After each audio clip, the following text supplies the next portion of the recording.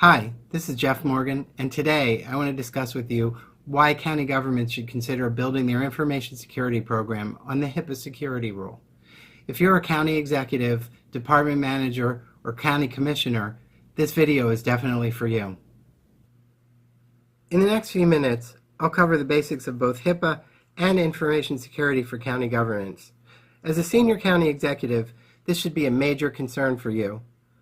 There are more than 3,000 county government entities in the United States, and many of them are unaware that they should comply with HIPAA regulations. An additional problem is that most municipal governments don't have acceptable information security programs.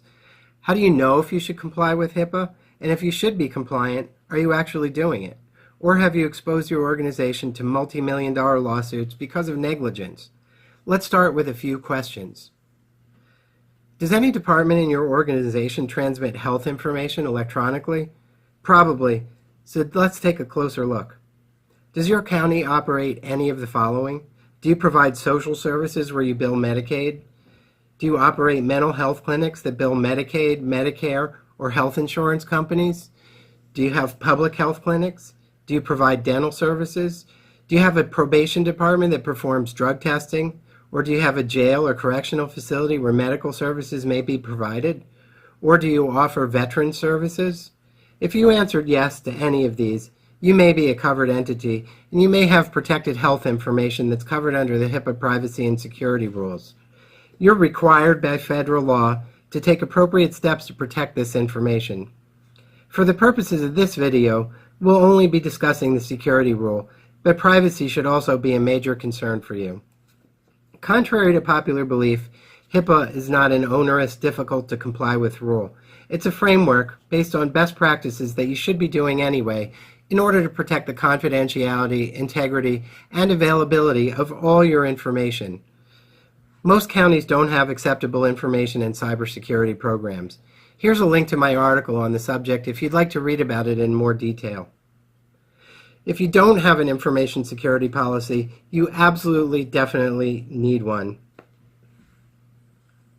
An information security policy defines organizational requirements, expectations, and behavior for securing information throughout your organization. If you don't have one and you meet the definition of a covered entity, why not start with HIPAA as your foundation?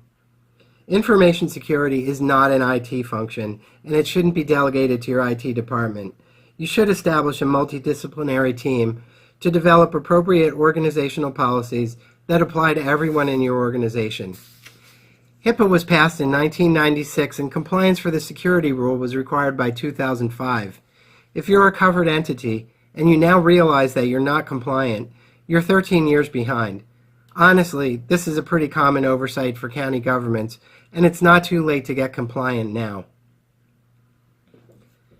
HIPAA provides a policy framework based on three types of safeguards: administrative, physical, and technical. The security rule addresses 38 policy areas in which you can begin building your policy. It's relatively simple to build a matrix of the required policies using the full text of the regulation, which is available from the HHS website. Although I say it's simple, many meetings with your multidisciplinary team over the course of weeks or months may be required to build and implement a complete policy. Here are some examples of the policies you develop using HIPAA.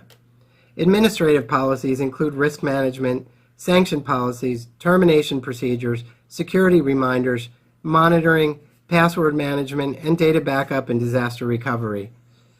Physical safeguards deal with physical security, including contingency operations, your facility security plans, maintenance records, and the use of workstations.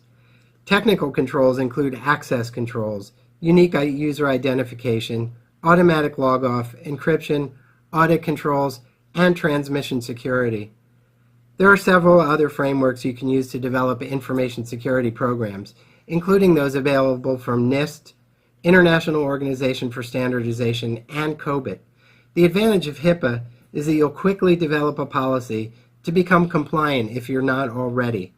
You can always use the other frameworks to improve on the HIPAA foundation you have built. So, there you have it, a solid framework for developing an information security program.